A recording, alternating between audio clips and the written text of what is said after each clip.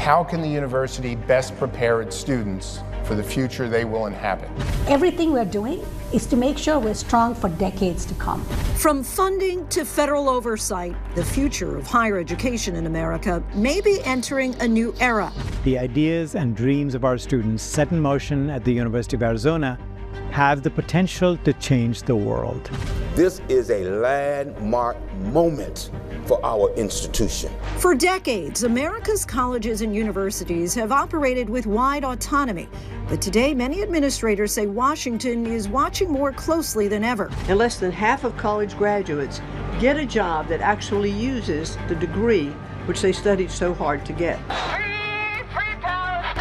At the center of the tension, federal investigations, DEI oversight, and warnings that funding may be reconsidered for schools that don't comply with new information requests. Critics argue the federal government is overreaching.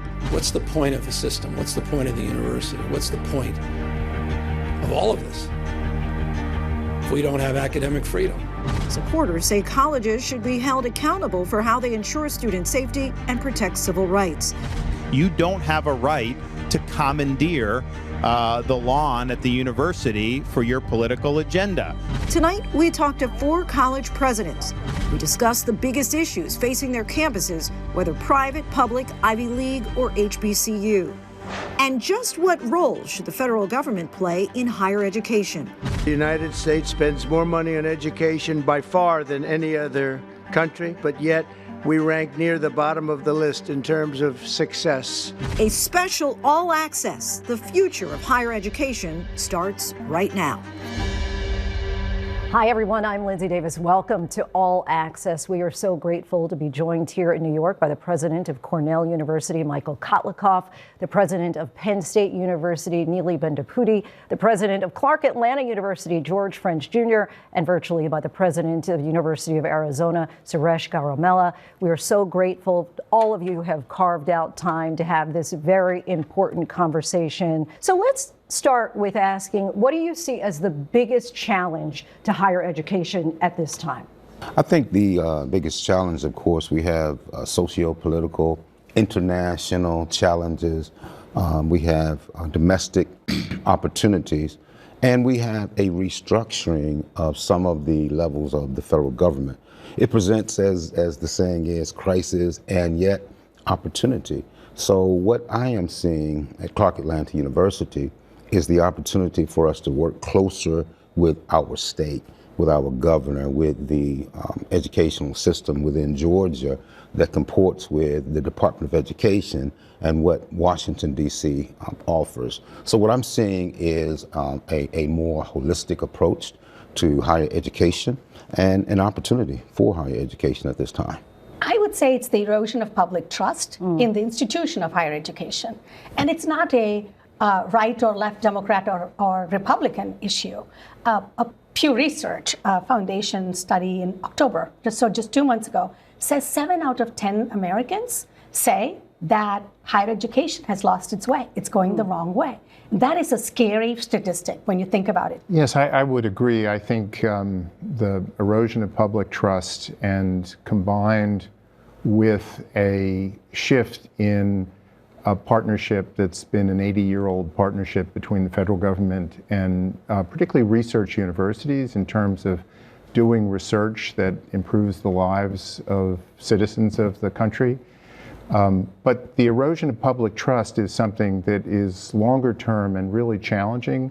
We also are taking this very seriously. We have a task force that's looking at the future of the American university. I think it's the time to sort of take stock and also play a little bit of offense on the value of higher education for our country. President Garamella, I want to bring you in here. Biggest challenge? A lot is expected of us from our taxpayers and our families. So we're an AAU school. So how do we define the sort of basics, coming back to basics? How do we focus on what's most critical to the universities and deliver? And I think it addresses some of what President Bendapudi said, which is that kind of thing would address the public trust issue that we've been facing as well. And let's stay with you. I just want to ask, what role, if any, do you think the federal government should have in higher education? Oh, I mean, I think the federal government and higher education are inextricably linked. I think that partnership remains as critical as ever. And at the same time, we need to partner with our state governments, with the private sector, with foundations, and maintain our international partnerships. So I would say it is important that the federal government continue that tradition of investing in our higher education system, because it's a huge competitive advantage. And when you look around the world, other federal governments are doing that. Let me ask by show of hands, if you think that there would ever be a case where it's appropriate for the federal government to intervene in what's taught actually in the classroom. I think the federal government should, if things are being taught, if discrimination is occurring on campus, if things are, if curriculum is inappropriate, there are legal remedies for the government to ask questions about that, and to make sure that that colleges, universities are obeying the law. So I would agree with you, Mr. President. Going back to my earlier intimation about the beginning of HBCUs, but then federal government, they intervened again during the civil rights struggle to make sure that we had equal access, that African Americans had equal access to education. But that didn't really go to the content of what was being taught. As you notice, unless it was egregious and clearly discriminatory, inflammatory, then the federal government did not intervene, and I think that was correct, that they did not. Not only how important is diversity in the student body, but have you seen a shift since affirmative action was overturned? I think there have been slight shifts as we've adjusted to the criteria of SCOTUS. At Cornell, our founding motto was any person, any study. So first of all, access to anyone, and then a broad range of opportunities for those individuals. I think the question of diversity is absolutely essential for our universities, but I would broaden it to diversity in multiple dimensions. There's diversity, of course, racial, gender diversity, diversity of experience, socioeconomic diversity. All of these make the kind of rich educational environment that's critical to learning. I would completely agree. It's hard to imagine an institution of higher education where you're not confronted by ideas and experiences that are not just echo chambers of your own. That is part and parcel of what it means to get a degree, right? To get higher education. And so I would say it is essential. It's part and parcel of what higher education is all about. Do you think that your school has become less diverse as a result of the SCOTUS ruling? Again, it's too early to tell. We have some slight changes, but as you know, 1 or 2 years does not a trend make. We need to watch and see what happens. Our focus is on making sure that the students we do bring in, we retain, we give them the scaffolding, every single one of them. President French, I want to just alter that question for you just a little bit differently. There was a Rutgers University professor recently who said that she believes the Trump administration's support for HBCUs while rejecting DEI sends a message that the president, quote, doesn't have an issue with black people in black spaces. I think where he gets uncomfortable is black people being in spaces that he thinks belong to white people, end quote. Do you think that that is a contradiction to support HBCUs and at the same time reject DEI? The administration has determined that HBCUs are not DEI. As a matter of fact, DEI would be a concept that came into play in the late 60s, early 1970s. About 100 years after HBCUs were in existence. So HBCUs were not a solution developed and created by the federal government, but we are a part of the United States workforce. We've come to depend on these graduates who disproportionately graduate from HBCUs with small percentages of HBCU populations, like 4%. We create 50% of black judges and 40% of engineers and doctors. So it's really not about a moral imperative when we speak about HBCUs. This is about an economic imperative for the bottom line of our nation. So since that decision, of course, our impact we've seen an explosive enrollment growth. We had over 50,000 applications last year with students with average GPAs of 3.71 at Clark Atlanta University. President Trump, as you know, promised a massive funding boost to HBCUs like Clark Atlanta. Have you received that? Yes, as a matter of fact, we've seen an increase in Title III funding, which has been significant. We've seen our research funding remain steady and stable. We're looking good. Well, I was just going to say, it seems to me, we have different, very different universities, a large public, HBCU, another large public, 3 land grants here. But what's critical for the country is the opportunity, possibility that universities present to kids that come from disadvantaged backgrounds, have the opportunity to really change the trajectory of their lives.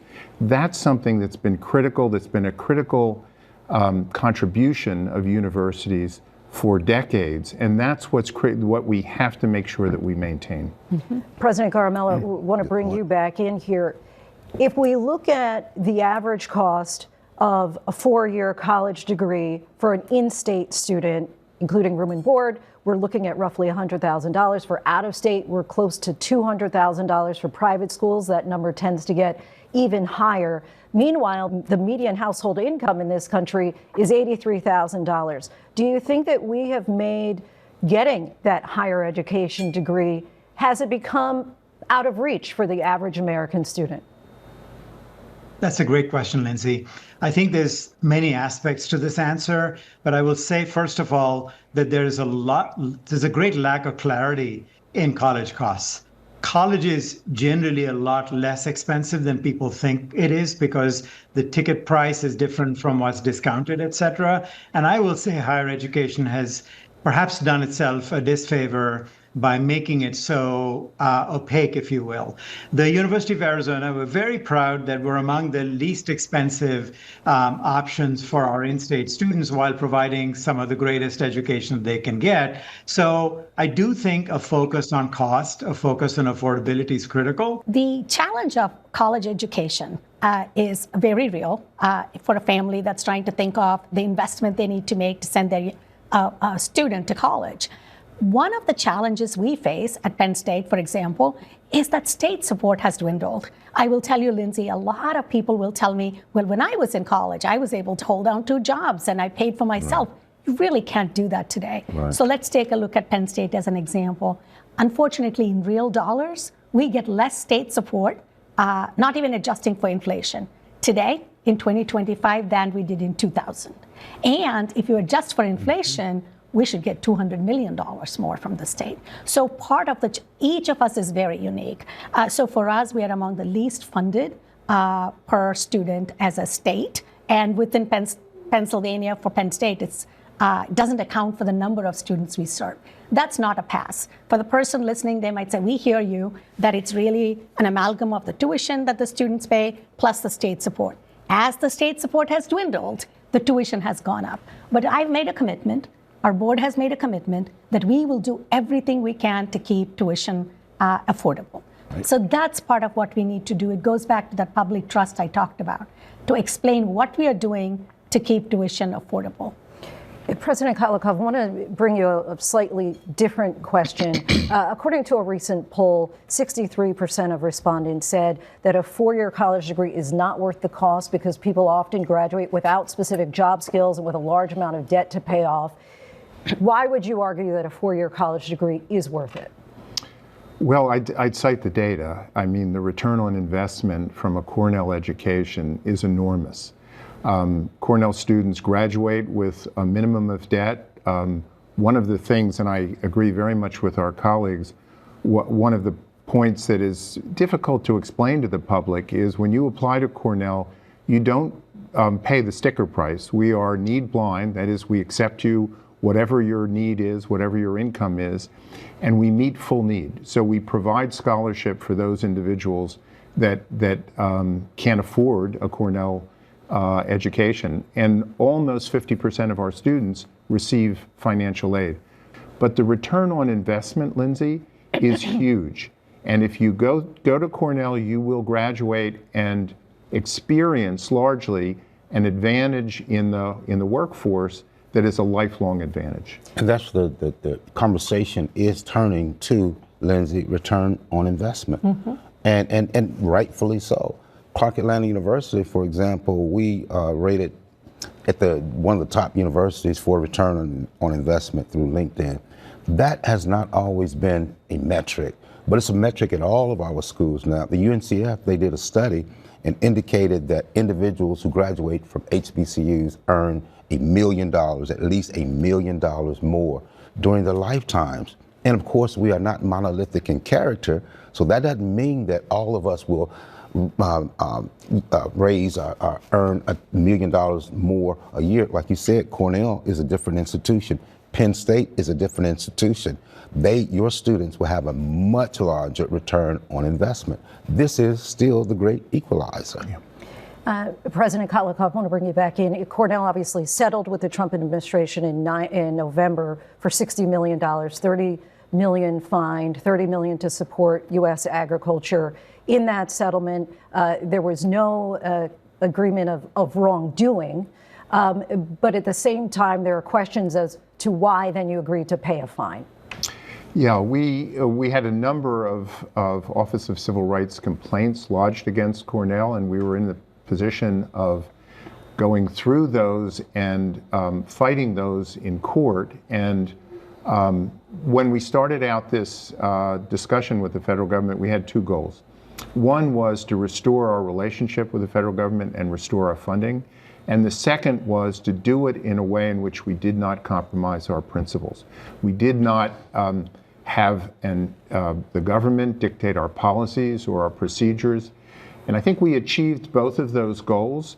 But as part of that, we did agree for the government to end these suits at Cornell, which would have cost us in excess of $30 million to fight, and was costing many careers while our grants were suspended.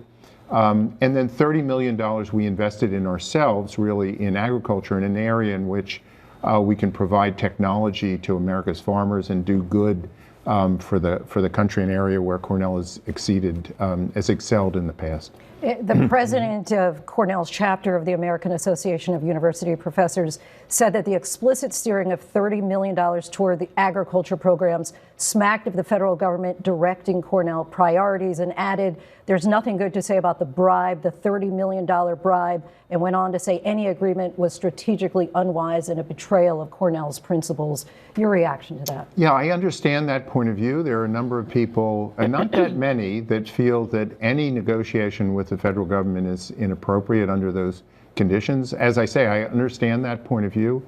The reality is, as presidents, we have a responsibility to run a university and make sure that individuals' careers are not damaged and their livelihoods are not lost. So I was very pleased with that agreement overall, but I understand not everyone is happy with it. Much more conversation ahead when we come back on this special edition of All Access. Stay with us.